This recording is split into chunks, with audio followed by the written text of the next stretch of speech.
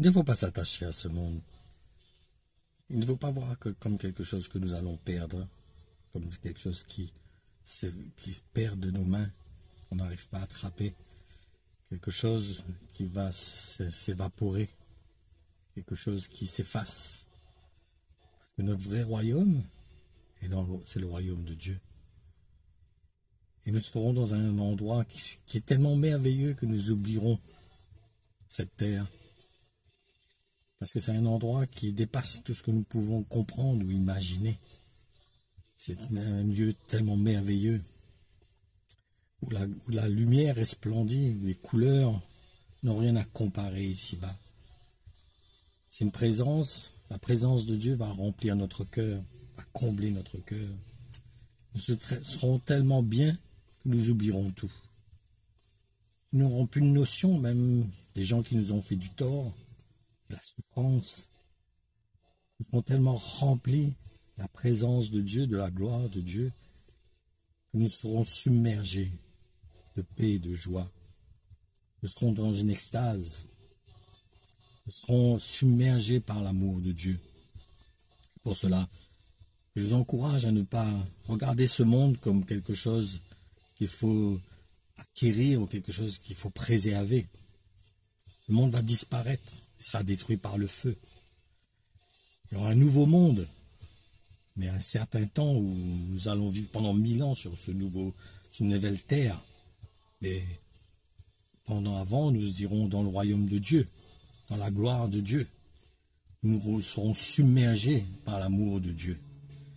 Donc c'est pour ça, n'ayez pas peur de quitter ce monde. N'ayez pas peur de voir ce monde se perdre, se détruire. Cela est prédit, cela a été prophétisé. Que cela va être perdu, ou le monde va être comme Sodome et Gomorrhe, même plus pire que Sodome et Gomorrhe. Parce que le diable est en train d'emmener le monde à s'opposer à Dieu, indirectement. Pas d'une manière volontaire, mais d'une manière subtile. Il emmène le monde à s'opposer à Dieu en acceptant des choses qui sont contre la loi de Dieu, contre le plan de Dieu. Donc, plutôt que de s'opposer, de se battre, voyons la gloire de Dieu, voyons où nous allons aller. Considérons ce royaume qui nous attend, où la gloire sera une gloire qui n'a rien à comparer à ce que nous pouvons penser et imaginer. C'est pour cela, faisons de Jésus-Christ le maître de notre vie. Faisons de lui réellement la source de notre vie, le point central de notre vie. Attachons-nous à lui comme quelque chose, comme le but de notre vie, qu'il soit réellement le maître de notre vie. Attachons-nous à lui de tout notre cœur, de toute notre pensée, de tout notre être, afin que sa paix remplisse notre cœur, afin que la vie de l'esprit saisisse notre cœur, car le but, c'est le royaume de Dieu. Ce royaume nous attend, la gloire va resplendir, et soyons comme cette Vierge qui est sage, qui a sa lampe allumée, qui entretient sa lampe, en gardant de l'huile dans sa lampe.